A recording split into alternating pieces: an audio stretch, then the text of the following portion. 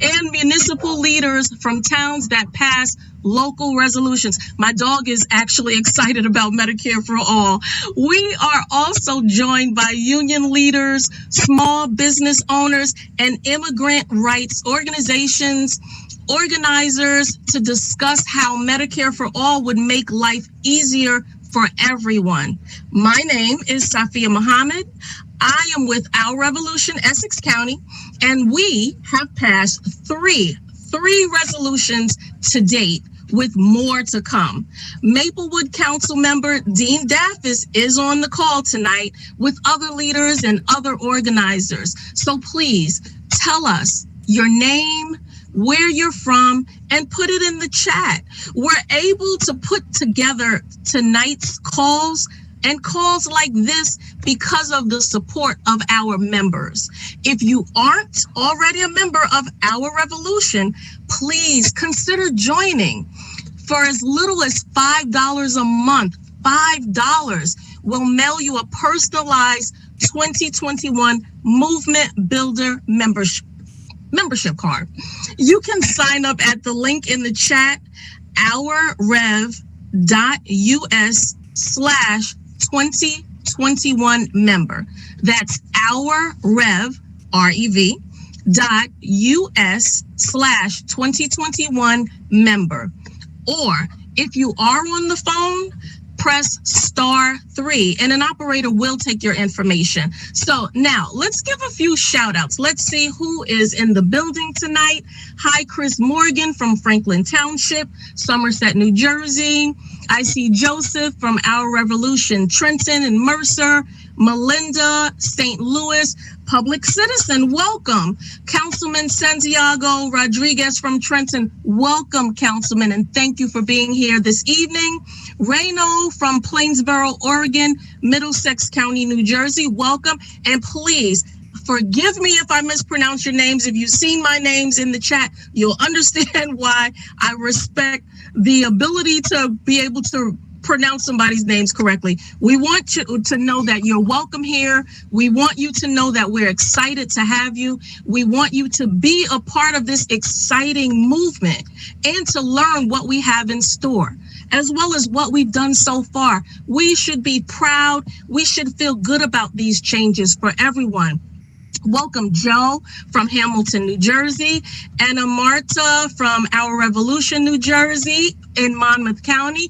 Hi, we have some more people here. We have Naomi in West Windsor. We also have people coming in through Facebook, and as soon as my Facebook updates, I'll be able to see you too in the chat. But in the meantime, welcome, welcome, welcome. If you have questions for tonight's speakers, please put them in the Zoom Q&A or in the comments on Facebook. If you're joining us by phone, press *3. An operator will take your questions. So let's see who else is in the chat. Let's give a few more shout outs. So excited. This is really exciting, everybody. This is unprecedented what's going on right now in New Jersey. We are leading the way.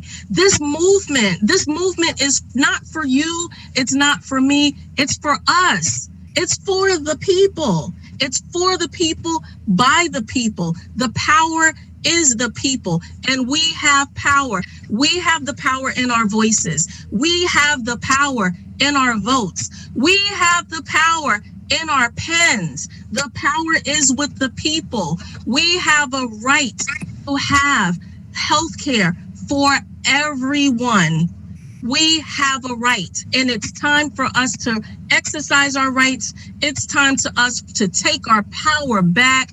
Hi, Irene Goldman in Ewing Township, New Jersey, Board Chair, Coalition for Peace Action, Princeton, Mercer County. Welcome, welcome. We have so many wonderful people, so many important people. Every one of you that are joining us here tonight, every one of you is an important person. So get into that chat, get into that Q&A, set up your questions, get them ready, because we have some dynamic speakers tonight. We are ready. We are here. We are not going to be silent, because we know that Medicare for All is necessary. So now, without further ado, I want to turn it over to our co-host. Thank you, everybody, for joining us tonight. Thank you so much, Sophia. Good evening, everyone. I am Anna Martavishki. I am an organizer with Our Revolution. And tonight I'm joining you from Monmouth County, along with Melinda St. Louis of Public Citizen. We are so excited to be hosting tonight's call. Thank you to all of our partners, allies, the co-sponsoring organizations, Make the Road New Jersey, People's Organization for Progress, National Nurses United, and others. Shout out to members of many groups who are joining in the chat, DSA, PDA, and other allies as well joining the call. So we have a lot to celebrate in New Jersey when it comes to Medicare for All. But as a deep blue state, as a state that it considers itself progressive, with 10 we only have 3 representatives who truly believe that healthcare should be a human right. Bonnie Watson-Coleman, Donald Payne, and our latest big victory, Frank Pallone. So 3, right? Even after COVID has claimed over 26,000 lives in New Jersey, exposing deep structural issues with our current for-profit healthcare. So there's a lot more work to do. We need to get at least 3 or more congresspersons on the Medicare for All bill, Medicare for All Act of 2021. So stay with us until the end of the call to hear about district-specific actions that we are taking on key targets. We can do this because of all of you. New Jersey is the place with one of the strongest, most determined, most passionate and consistent grassroots organizing movements for Medicare for All. New Jersey is the state with the most local Medicare for All resolutions passed. As Sophia mentioned, the 10th New Jersey local Medicare for All resolution is underway. That is unprecedented. The need is there. The will is there in the grassroots. So we just need our congressional representation to act and follow the movement of the people. 9 out of 10 resolutions have been organized by Our Revolution New Jersey members. So shout out to everyone, to every organizer who is on the call who passed the resolution. I am extremely proud of our network of local groups and all the work that we have put in so far and everything that's coming up in the pipeline. Very grateful for Public Citizen for all the help and support that they provide for this campaign. So without further ado, I am welcoming Melinda St. Louis to the call. Welcome, Melinda. Thank you so much, Anna Marta. We are thrilled to be partnering with Our Revolution New Jersey and the co-sponsoring organizations on tonight's town hall. You know, we're gathering together this evening at a time of collective mourning and also of collective hope. We mourn as our country just passed the tragic milestone of 600,000 lives lost to COVID. And as Anna Marta said, 26,000 of those deaths in New Jersey. But we're also beginning to feel hopeful. Today's Supreme Court decision upholding the Affordable Care Act beat back the latest attempts to strip millions of people from their health insurance. And as vaccinations continue and COVID cases drop, we are beginning to emerge from the worst of the pandemic. The last 15 months of this pandemic further exposed the dangers of our profit-driven care system that exacerbated disparities in healthcare based on race and income and meant millions lost their health insurance along with their jobs at the worst possible time. And this experience really has taught us that we must continue to push our elected leaders at all levels of government to not just go back to normal, because normal meant prioritizing corporate profits over people's lives. We know our work for guaranteed health care is more urgent than ever, and that's why it's so important that we're gathered this evening to learn from one another, inspire each other, and to take action to build the movement for Medicare for All.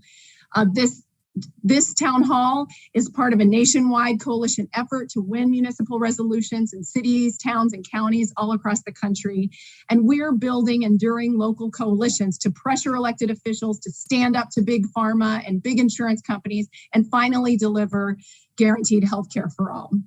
And as Anna Marta said, New Jersey activists are leading the way. So we're thrilled to continue to build on that momentum. At tonight's town hall, we'll hear from Representative Bonnie Watson-Coleman and city council members from across the state who have been champions, as well as perspective from health providers, business owners, and immigrant justice communities in New Jersey. And we'll provide you with all the tools and support you'll need to get active to build the movement in your community. So let's get started. Do we have Representative Watson-Coleman on the line? Great. So I'm honored to welcome Congresswoman Bonnie Watson-Coleman, who has represented New Jersey's 12th congressional district since 2015. She's the first Black woman to represent New Jersey in Congress and has been a champion of health justice and progressive causes, and serving as the vice chair at large for the Congressional Progressive Caucus and an early co-sponsor of the Medicare for All Act, HR 1976. Thank you so much for joining us, Congresswoman. Well, thank you for having me. I am in a car. I'm going to try to do this the best I can. I can't access my camera, so you only get my voice tonight. But listen, my voice is a good voice on this issue because I am solidly there. For too long, our country has treated healthcare as a privilege instead of the right that it should be. But we know here that access to healthcare should be a universal right, and not only a luxury to those who have the means to afford it. As many of you may know, I'm a recent cancer survivor. After my doctor found a small tumor on my lungs during a routine visit, I too shared the fear that many Americans face. If it wasn't for the opportunity to receive comprehensive and quality medical services, I could have suffered a wide range of more tragic outcomes.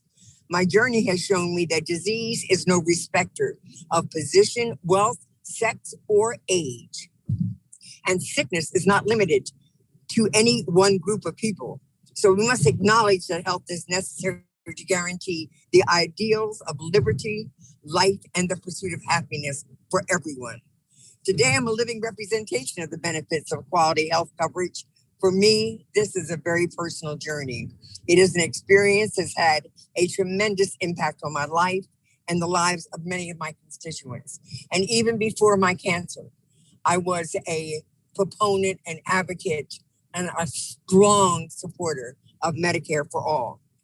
But in a country like the United States that is as wealthy as we are, there's no reason for our healthcare system with having the inequities and the division along lines of wealth and class. That's totally unnecessary in this country. Some of our nation's strongest allies already have implemented strong, effective, universal healthcare systems. Medicare for All is not only rooted in equity, it also stabilizes the cost of care for all across the country, and it lessens the burden on individuals and on businesses who have to navigate a complex web of current healthcare options. For individuals, Medicare for All will also lower the cost of drugs and provide adequate care for the 100 million uninsured or underinsured. We don't need people having to make choices not to take their medication because they've got another pressing bill. That is not what we should be experiencing in this country. HR 1976, it has gained more traction in this Congress, and it's been gaining traction in every Congress. The Progressive Caucus talks about it, and we're getting larger and larger and larger in the Congress. So we need to make sure that organizations and advocates who strongly support this initiative allow their voices to be heard before they're members of the Senate and members of Congress. You call us to remind us that you got our back as long as we have your back. And you call others who may not be where they need to be on this issue, that you expect this. This is the fair thing to do. This is the right thing to do. And this is what the voters and the citizens of this country both are demanding and need. So I am with you. I thank you for the opportunity to share a few minutes with you tonight. I wish you continued good luck. Just keep on keeping on. Don't let anything deter us or distract us. Thank you. Thank you so much, Congresswoman Ban Watson-Coleman. It is an honor to be in this fight with you. Now let's talk to our municipal leaders. First up, we have Councilman Santiago Rodriguez, who passed the Medicare for All resolution in Trenton, our biggest city yet. Welcome to the call, Councilman. Let us know why you championed this resolution and how would Medicare for All improve life in Trenton? Well, thank you for inviting me. Medicare for All, well, health should not be a business. Healthcare should be for everybody, everyone, not just for a few. In Trenton, I am pushing for this. Well, for about 25 years, I've been back in the universal healthcare. I happened to live in Germany for a while when I was in the military. My wife had problems with her pregnancy. We went to a German doctor, and she was covered by the German Medicare for All program there, universal health care there.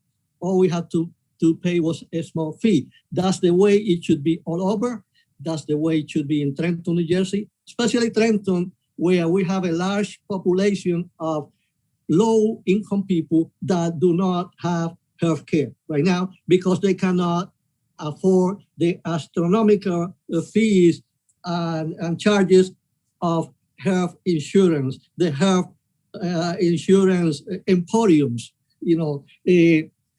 As I said before, healthcare should not be a for-profit thing. It should not be for millionaires to become billionaires. It should be for the service of everyone in this nation. It's a shame that we are the most advanced nation in the world, but among the developed nations, we are the only one that do not have a Medicare for All or universal health care plan. We are the only one among the developed nations in the world.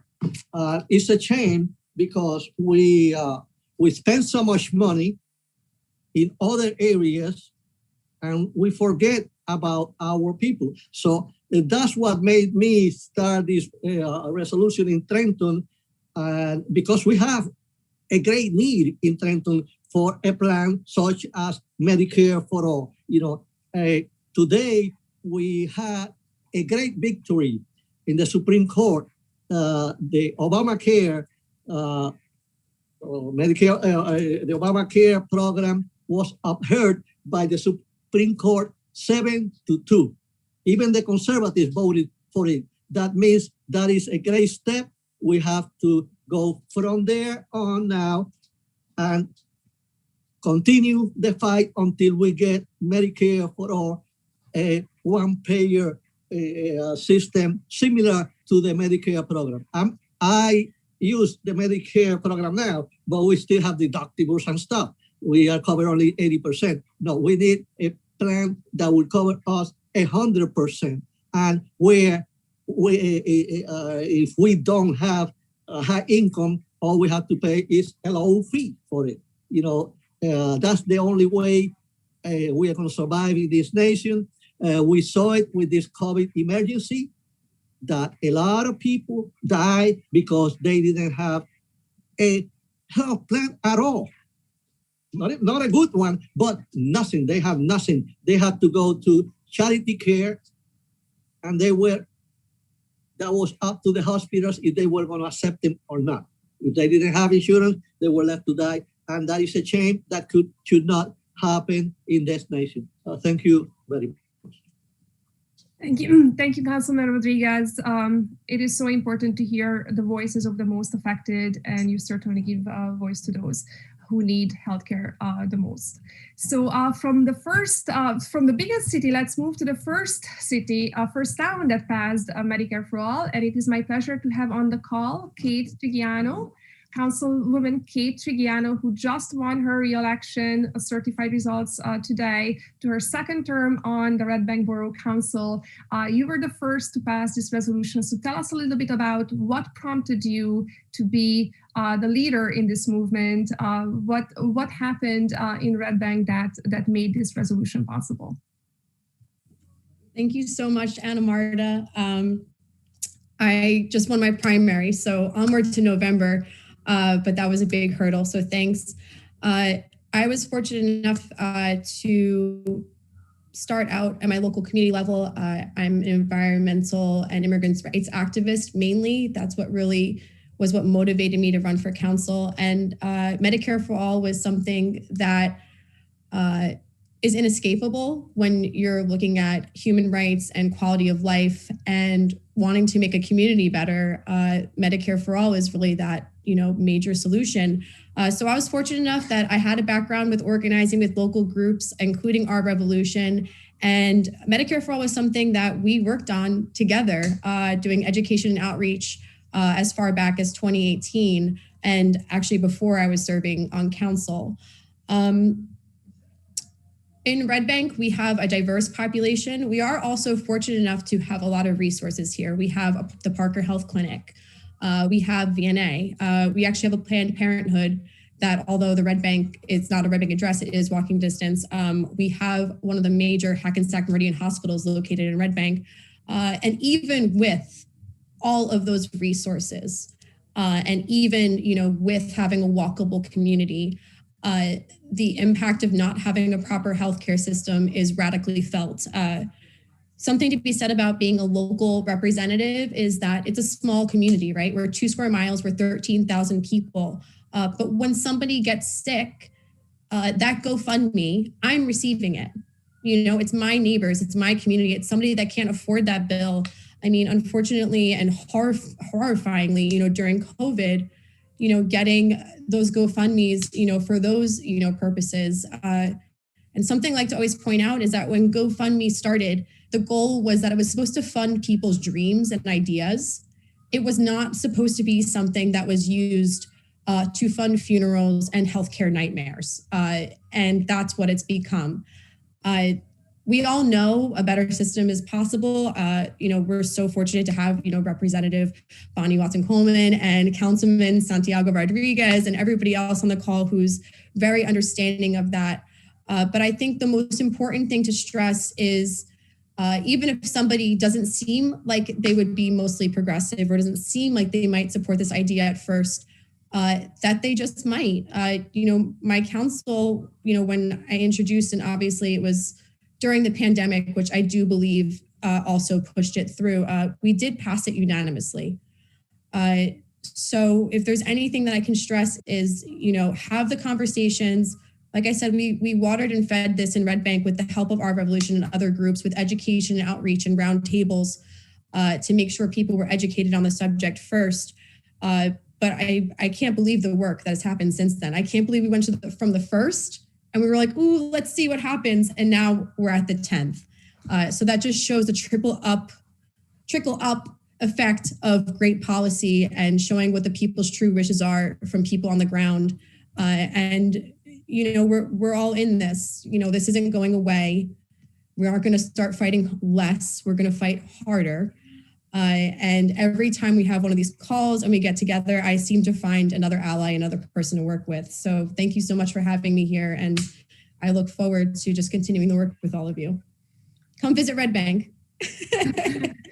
Thank you, Kate. And as someone said in the chat, we are so lucky to have you in the state. So thank you. Now let's go to Dean Davis, councilman from Maplewood. What was the most important aspect of Medicare for All, Dean, that prompted you to want to pass this resolution? Good evening, Anna Marta. I'm so excited to be with you and to talk about this critical issue that should be, the law of the land at this point in our country. It's just immoral that it is not. Thank you, Our Revolution, for pushing this issue along here in New Jersey, town by town, city by city, county by county. I'm the deputy mayor in Maplewood, New Jersey, in Essex County. We are a diverse suburban community, very close to New York City. A lot of our residents are commuters. They take the train to work in the city and they come back home to their beautiful families at night. We also have a lot of artists. And we have essential workers and people who are employed through the gig economy. What happened during COVID, as happened across the country in so many places, people lost their jobs or they became underemployed. And with their jobs and their stable employment went their healthcare. They couldn't afford COBRA, and now suddenly they're scrambling to provide for their families in terms of their health care. This is a health and wellness issue first and foremost, before we go into the social justice part of it, which it also is, of course. This is a health and wellness issue. As elected representatives, we have our first and main duty is to ensure the health and wellness of all of our people in our beautiful communities. And when we see that our folks are losing their jobs and with that their health care, and they cannot afford to stay on COBRA, and they cannot get comprehensive access on the available exchanges. Thank goodness for the Affordable Care Act, absolutely. But we know that the exchanges themselves do not offer equitable access to all. That's where the social justice piece is interlaced into this. So this is why Medicare for All is the solution. It is the practical solution. And I don't care what you want to call it, progressive to social, socialized medicine, you could call it whatever you want to call it. But we cannot continue going on in this manner. We can't afford it. As a deputy mayor, I look at my budget every year, especially right now after we've come out of COVID. It's been decimated as budgets have across the country. And we see that 35% of our budget is going into healthcare, right? That's just unconscionable, because that means that is 35% of services that we cannot provide to the community in other essential ways, for our school improvements, for our open spaces, our park and recreation, and for other health and wellness initiatives. Medicare for All is the solution. So how do you get this done, even in a conservative area? And if you're wondering, how do you do it? Because not every place is like Maplewood or like Red Bank, okay? This is how you do it. You bring your folks to tell their personal stories. That is number one in organizing on any issue, not just Medicare for All. You tell those personal stories of people struggling to keep shelter over their heads and making a decision between whether or not they can afford the health care that's going to keep them alive, or to pay their mortgage or their rent that's going to keep them housed. In the United States of America, where we were able to somehow, in a progressive or socialist or communist, again, whatever you want to call it, we were able to provide free and equitable access to a vaccine. That's healthcare, to get rid of the pandemic, to fight the pandemic. We were able to test people for free, and we were able to provide them 2 doses of a vaccine for free. And we were able to provide rental assistance and other support to keep people housed, mortgage forbearance assistance. How were all those things suddenly possible during a public health emergency? It took us losing nearly 6 million people worldwide at this point by some estimates, in order for us to recognize that Medicare for All is the right thing to do. It is practical, it is equitable, it is what we need to do at the local level with very limited resources, and town by town, city by city, county by county, state by state, we can push this forward. As our great Congresswoman said, it is gaining traction because the personal stories, we are all seeing them. Kate, my colleague Kate from Red Bank said it so well. We are constantly being tagged in GoFundMe pages on social media because families are struggling right now. They can't make ends meet. And in New Jersey in particular, which is one of the most unaffordable states in the country, this is a real deal. This is a crisis. This is not just some idea, some policy that we're talking about, that doesn't really translate into real stories, into real struggles at the kitchen table in every home in our communities. So that is how you get it done. That is why you need to get it done. And that is why it should be the law of the land already. Thank you.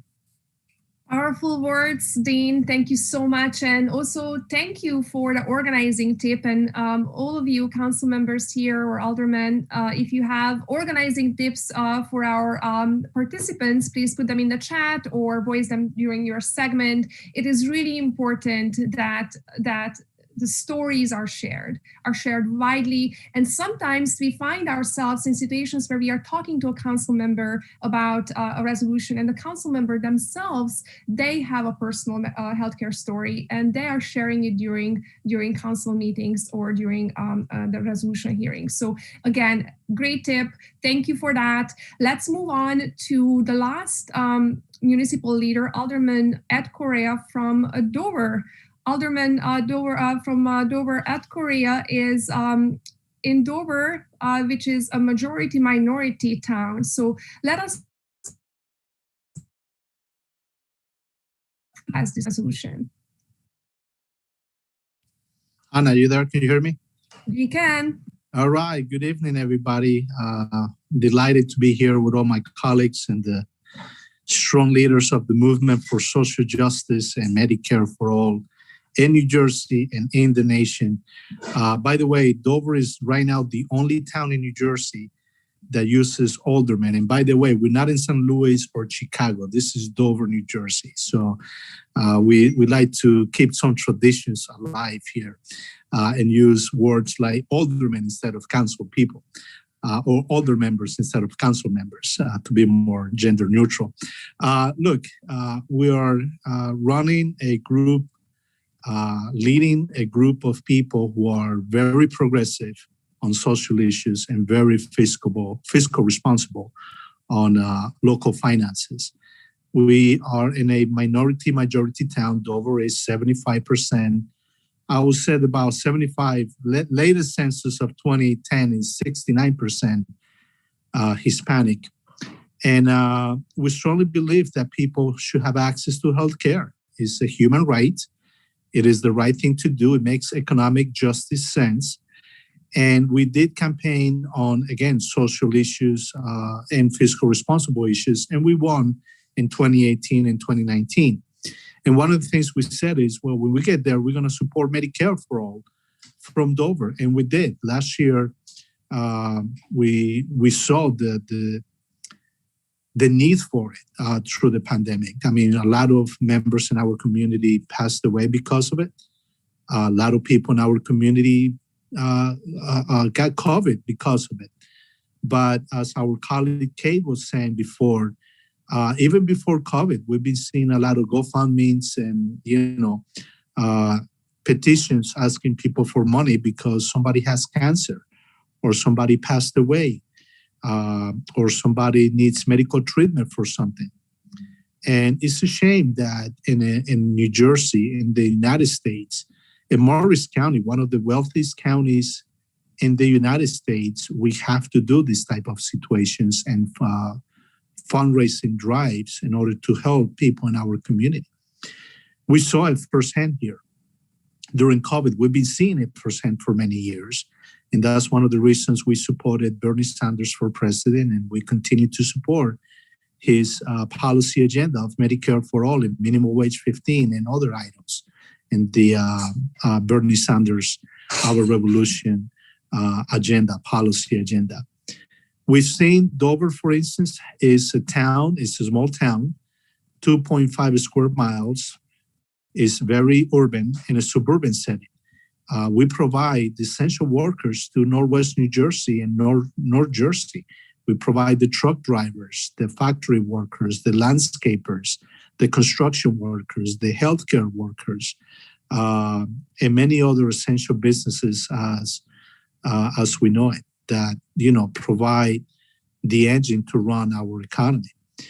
And when you have a town that is densely populated with essential workers who are not able to Zoom or teleconference to go to work, they have to literally physically go to work every day, risking their lives, and who have very basic minimum wage income, and they don't have healthcare access. And when they get sick, they have no other alternative that do, some remedies at home because they're afraid to go to a hospital because of the hospital bills and how much they can cost.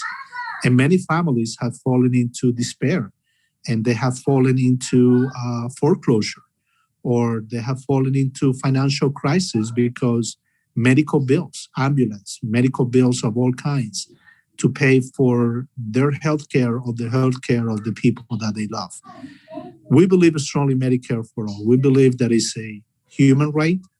It is the way to resolve a lot of the economic and social justice issues of our time.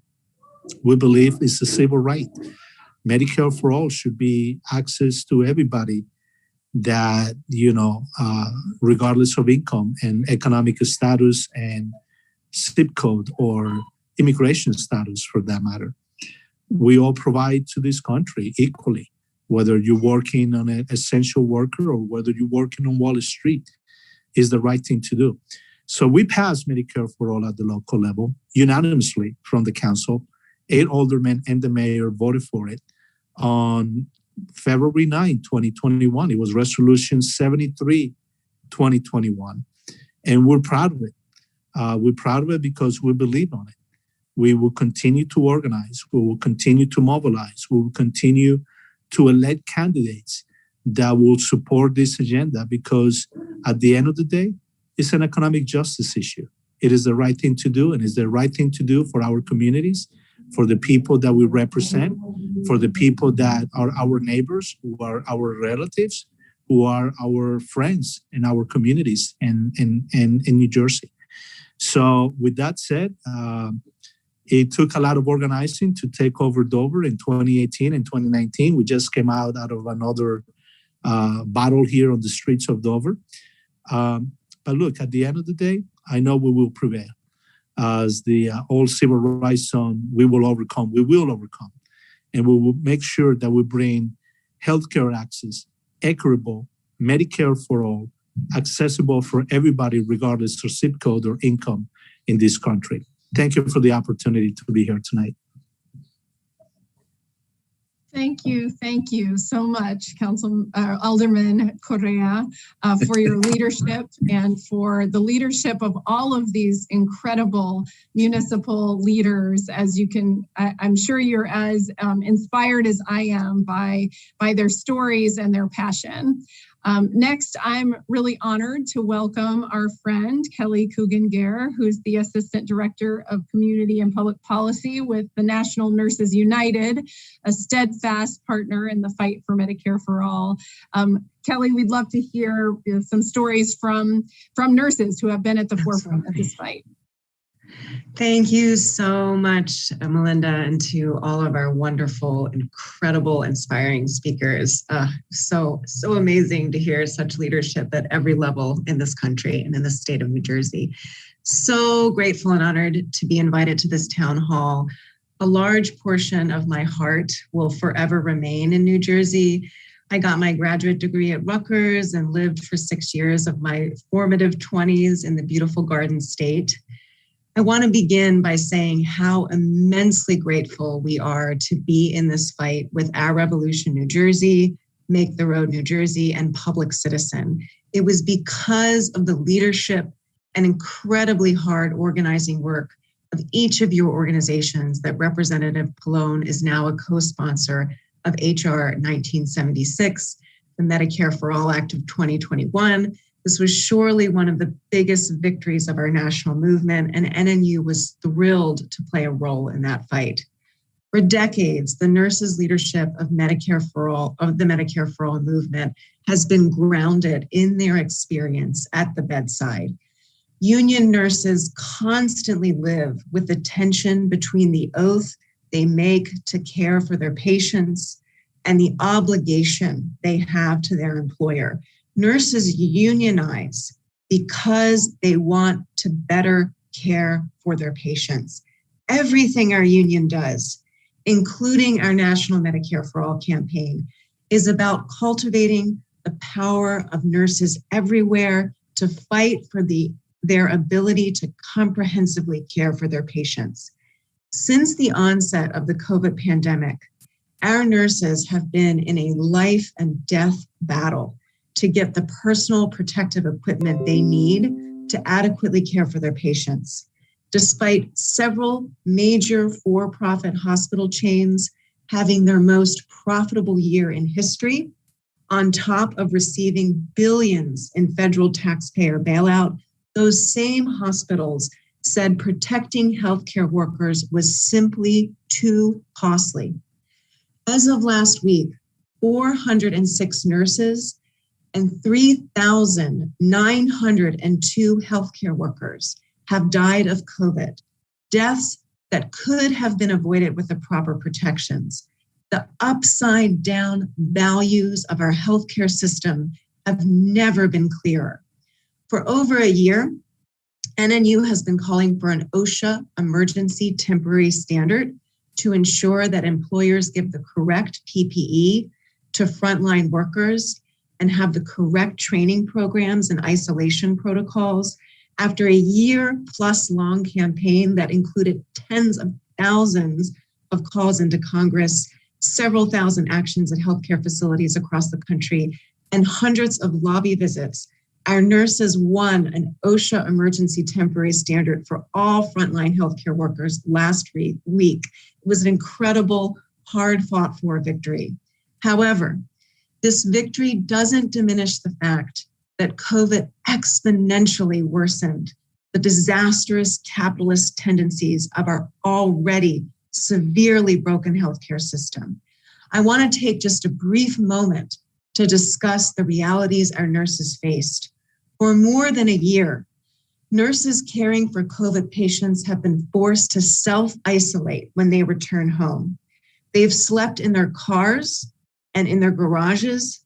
Nurses who needed to care for their children lived in immense fear of passing the virus on, and many chose to stay in hotels because they have small children who struggle with social distancing and who do not understand that you can't hug and kiss mommy or daddy. Nurses are considered essential because of the critical role they play in caring for members of our community when they are at their most vulnerable. Right now, nurses are saying loud and clear that this pandemic was entirely preventable if our country had effective leadership, screening, monitoring, and funds allocated to pandemic prevention. Medicare for All would have made much of that possible. Medicare for All would have helped plan, coordinate, and save lives. It would ensure that anyone experiencing the slightest symptom would not have to worry about the cost of a test or care. It would ensure that hospitals in all areas can remain open, and we would not be facing a critical shortage of beds. Nurses and other frontline healthcare workers would be more likely to have adequate stores of PPE on hand, or at least the ability to obtain adequate PPE quickly as part of a coordinated pandemic response. Indeed, most importantly, our effort to curb this pandemic would have been coordinated. Medicare for All is a very powerful tool in the time of a public health emergency. COVID-19 exposed our for-profit healthcare system exactly for what it is, a fragmented, corporate-driven system that prioritizes profits over patients, nurses, and workers' lives. We must use this moment to organize and fight for Medicare for all harder than ever before. As we prepare for the next pandemic, we must fight to ensure that healthcare capacity is expanded and is available to everyone. People must be able to get treatment when and where they need it. And we must ensure the safety of nurses and other frontline healthcare workers. We must tirelessly advocate for the safety of nurses, healthcare workers, patients, and our community. Winning Medicare for all is one of the most key components of that advocacy. Our lives literally depend on it. I want to end stating loud and clear, the nurse's prescription for this pandemic and for all future pandemics is Medicare for all. And to that end, the nurses request that the New Jersey delegation co-sponsor HR 1976. Thank you all so much for your time. Thank you, Kelly, and thank you, National Nurses United, for leading in this fight. I am a Medicare for All organizer because I got in contact early on with National Nurses United, and I learned a lot about organizing. And we successfully started this movement back in 2018, and here we are now with a huge victory under our belt and many, many local resolutions underway and already passed. So thanks again for everything you do. And next up, I would want to welcome now to the call Thomas Cook, who is the founder of Pharmacists for Single Payer, and he is based in Monmouth County. And it's so crucial in our movement to bring in new voices and new perspectives, constantly widening our angle and growing our movement. And he's going to talk about a different perspective in this fight that we don't often hear about. So welcome to the call, Tom. Thank you very much. Really appreciate it. Thank you for the very kind introduction. Yes, I'm Tom Cook, and I'm one of the founders of Pharmacists for Single Payer, a grassroots organization for pharmacy professionals who support Medicare for all style healthcare reform. Among our objectives, we aim to educate pharmacy professionals on the benefits of a single payer system, to conduct research on the impact of single payer on the pharmacy profession, and to promote the role of pharmacists within such a system. I'm just going to briefly highlight some benefits of Medicare for all reform for small businesses, which includes independent pharmacies. As we've heard, and as we all know, the U.S. healthcare system is the costliest in the world, with private healthcare insurance being a major driver of those costs. Those costs are passed on to employees and small businesses in the form of health insurance premiums. In 2020, per the Kaiser Family Foundation, the average annual premiums for employer-sponsored health insurance were $7,470 per employee just for single coverage, and $21,342 per employee for family coverage. Both employees and employers pay for those premiums, with employers bearing the bulk of those costs. However, those premiums do not include deductibles, prescription co-pays, co-insurance, multiple costs that are borne by employees throughout the year. So with Medicare for all, those business costs for healthcare would be a fraction of current amounts. The money and resources that would be saved could be better spent on workers' salaries, business development, and innovation.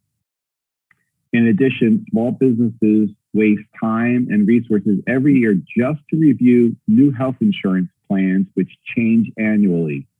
And so imagine how freeing up those resources would make small businesses more efficient and profitable and better able to serve the public. Employees will also benefit with Medicare for all. They will likely see boosts in wages and salaries. They will have the freedom to move between jobs without fear of losing healthcare coverage. That kind of locks people into their jobs sometimes. They're stuck in those jobs because they have health insurance. They don't want to lose it. And without concern of where their healthcare coverage will come from, they may also enjoy greater freedom and flexibility to start their own businesses, pursue their own dreams. Moving on, a common chorus for defenders of the private health insurance system is consumer choice. So this, of course, is a myth. Our current healthcare system provides us with less choice and continues to limit that choice every year. We've all heard about networks and surprise billing for out-of-network services. The existence of networks imposed by private health insurance by definition limits consumer choice. Well, with Medicare for All, networks are eliminated, thus providing people with the ultimate in consumer healthcare choice. That is, folks could choose any provider, physician, hospitals, pharmacies, other healthcare services, rather than be limited by a network. To hit on my final points, those networks are particular sore points for independent pharmacies, which are also small businesses. Pharmacies would benefit from Medicare for All by eliminating the double scourge of insurance networks and pharmacy benefit managers, or PBMs. PBMs, you look up, see what they're all up to. They only serve to increase the cost of prescription medications while also reducing payments to the dispensing pharmacies.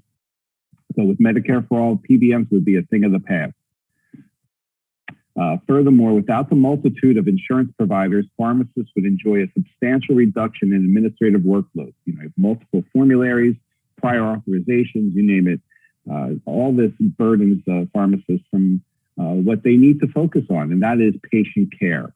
And so related to that, Medicare for All would more effectively address the health disparities that negatively impact marginalized communities here in the U.S., an issue of increasing focus within the pharmacy profession. So the bottom line is that Medicare for All would be both a boon to small businesses, including independent pharmacies. So I thank you for your time, for the opportunity to speak this evening. I look forward to working with our other healthcare colleagues like nurses and National Nurses United in Medicare for All. Thank you. Thank you so much, Tom. Looking forward to having you on other calls as well. Last but not least, let's hear from a speaker who brings to the call the perspectives and needs of a community that's much impacted by the cracks and gaps of our current healthcare system. Hello, Adalia. Adalia, you're an organizer with Make the Road New Jersey. Let us know why Healthcare for All is important to you and your community. Thank you for having me here today and allowing me to share. My name is Adalia Fregoso, and I am a member of Make the Road Action. I want to start off by thanking you, Congresswoman, for supporting Medicare for All. This is amazing news, and we are so grateful for your support, your leadership, and your co-sponsorship for Medicare for All. The inequalities in health and care are issues affecting all working class communities, especially the uninsured, the undocumented, and immigrant communities. As you know, immigrants are excluded from almost every kind of public health insurance, Medicaid, Medicare, and family care. In New Jersey, even if you have a green card, you cannot obtain Medicaid until you have had the green card for at least 5 years. This means that many families are left completely uninsured, facing hospital bills and with no access to care.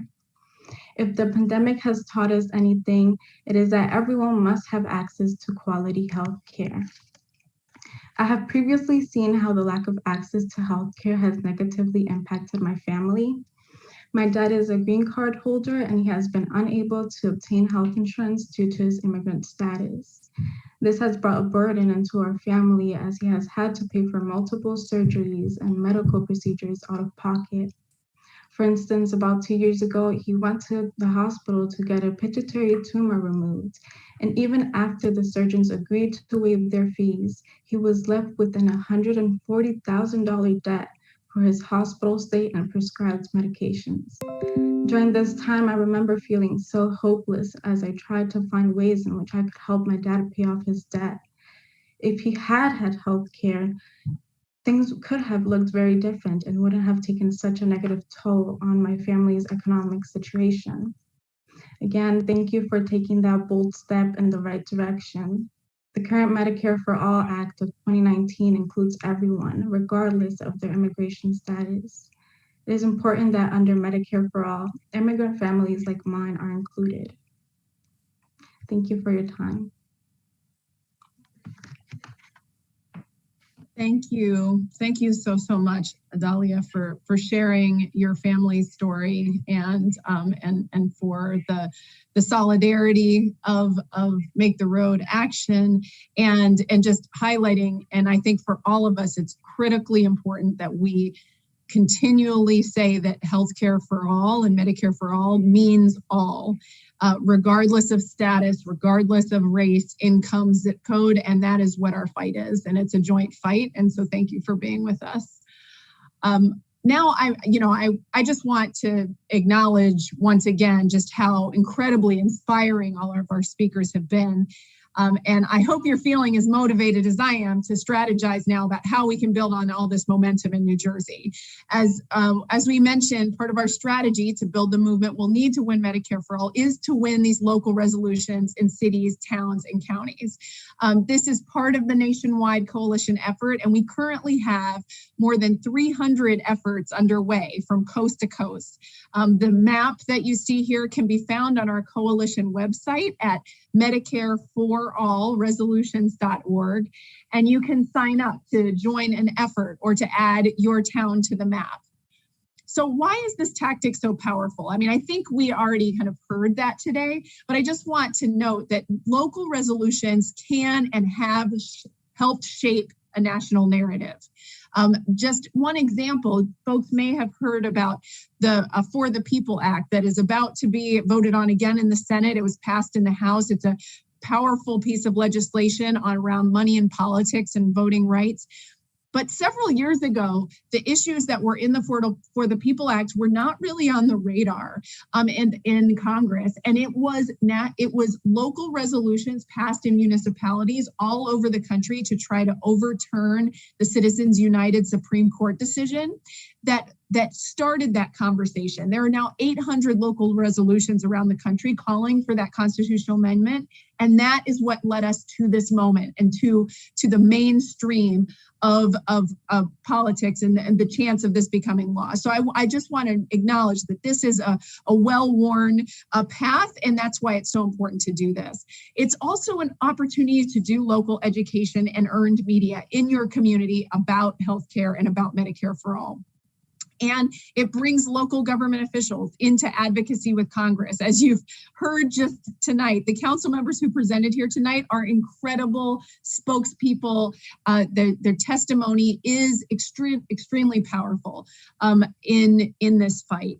And this is a tactic that's relevant in red, blue, and purple districts. If your member of Congress is undecided, this can be an additional pressure to have the municipalities in their district sign on. If your member's supportive, they still need the ammunition to push back against big pharma and the insurance companies, and having all the towns in their community supporting them is what they need. And if your member of Congress is hostile to this policy, you need to build the base needed until they can be replaced, and working for a resolution is a great way to do that. And Medicare for All, as we've heard, would make an enormous difference for local governments, both increasing the well-being of residents in the community, keeping them healthier, keeping them out of bankruptcy, which is even more critical now than during COVID. And since COVID, it lessens the fiscal burden on local governments, and it encourages local entrepreneurs to start businesses and improve the competitiveness of local businesses. So since the pandemic, we've seen even more interest and excitement. I want to just note that across the country, we've passed 63 resolutions in our communities, from Los Angeles to Detroit, Knoxville, Tennessee, South Bend, Indiana, rural counties in Michigan.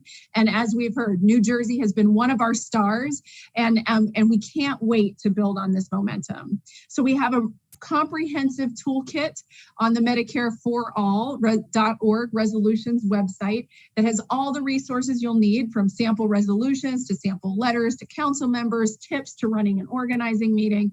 So, and if you sign up, we'll provide you with one-on-one support and connect you with other activists in your community.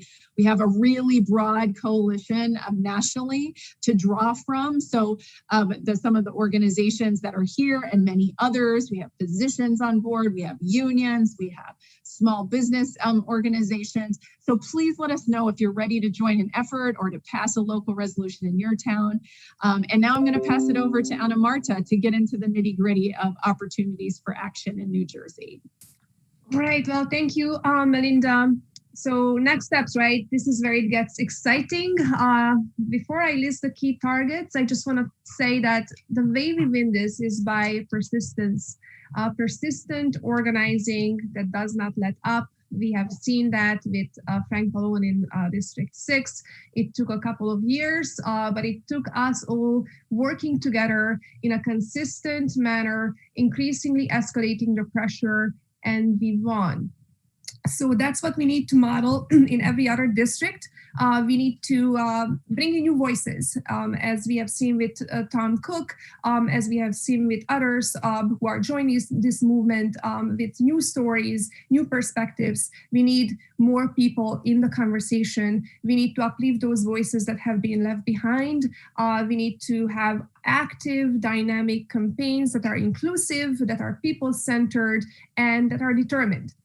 You can let us know in the chat if you want to be a part of the current congressional efforts, and I'm going to tell you a little bit more about those, or if you want to start a resolution in your town. And we are here to help you with resources, both Public Citizen and Our Revolution.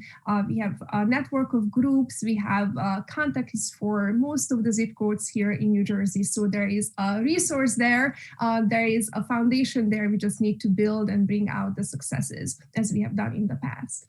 So we have 3 immediate Medicare for All targets in the state. One is, the first one I want to mention is in CD8, Representative Albio Siras, who has been receptive to Medicare for All in the past, and we have ongoing conversations with him and his office right now. We need to continue to pressure him until he signs on. His main issues are labor related, so we are putting together a coalition of labor organizations and representatives in waiting to schedule a new call with him and make sure that he hears our points of view and he signs on to the bill. So if you are in CD8, look out for emails from us with opportunities to meet and to strategize and organize as we get a meeting date. The Representative Norcross in Congressional District 1, he famously tweeted in March when the new bill was reintroduced that he supports Medicare for All, but he never signed on. So we immediately rallied at his office. We launched a petition. We made calls. We texted. There is a detailed ongoing campaign in CD1. We are going to pick that up now that the primary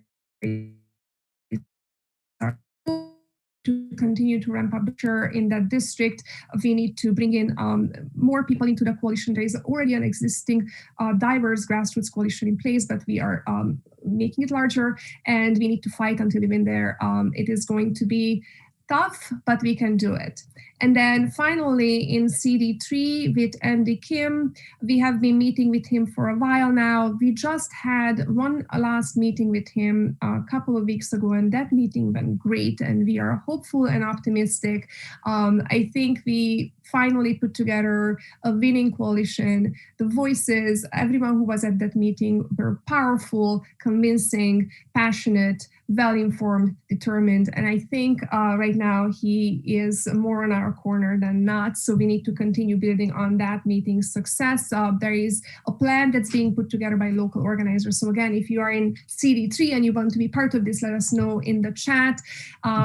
We are continuing the state efforts as well for local resolutions. We have a couple underway right now, Highland Park, notably Asbury Park, and some others. Again, if you are thinking of passing something in your town, we have a list of places that have started the work.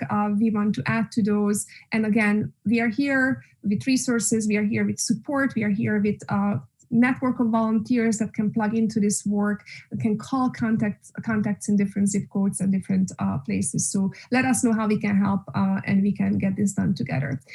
Finally, I want to mention something that is on the horizon. It's not a final idea yet, but it is in the works. We are organizing a big march, a strong show of force, a large visibility event for July 24th in New Brunswick. July 24th is somewhat of a national day of action right now with many other groups all across the country organizing marches and rallies. So we are organizing one in New Jersey. It is going to be in New Brunswick. We are going to use the success of getting Frank Pallone on the bill as a springboard to pressure other congressional reps to get on and follow his lead. There is no excuse with everything that has been going on in the last year or so in the country and in the state. So more information will come out on that rally, on that march. It's going to be a great event. So look out for an email from me and make sure you sign up when we have those details. All right, so that was our call. I want to thank to everyone who participated in putting this together. But first and foremost, I want to thank the people who are active in this movement, who are actively engaging with others who might not be on our side yet, who are sharing stories, who are sharing information about Medicare for All, and who are having the conversations that are needed to grow this movement and get us eventually to that win that we also need. I put a couple of times the membership link in the chat. Please sign up, become a member. Your support is crucial for us to continue this type of work. Your support base for platforms such as texting platform, email platform, anything that we are doing with phone banking for outreach. So again, $5 a month can get us closer to our goals, and your support is immensely needed and appreciated. As Nina Turner said on one of our calls, let's invest in our own movement. It's so necessary. That being said, again, I want to thank everyone. I want to thank Public Citizen. I want to thank National Nurses United, our speakers, our municipal leaders who are leading this fight at the local level, to our organizers who have passed so many resolutions and with more underway, to all of our allies groups ranging from DSA to PDA, to many other grassroots groups, including the New Jersey Universal Healthcare Coalition. And I usually close our meeting with a chant. Our chant is "When we organize, we win," and we are a living example of that motto. When we organize, we win. So everyone, please unmute your microphone and let's chant together. When we organize, we win. We win. Let's organize. We win. Good night, everyone. Thank you. Hello, everybody. Thank you. Good night. Thank you. Thank you. Thank you to everyone.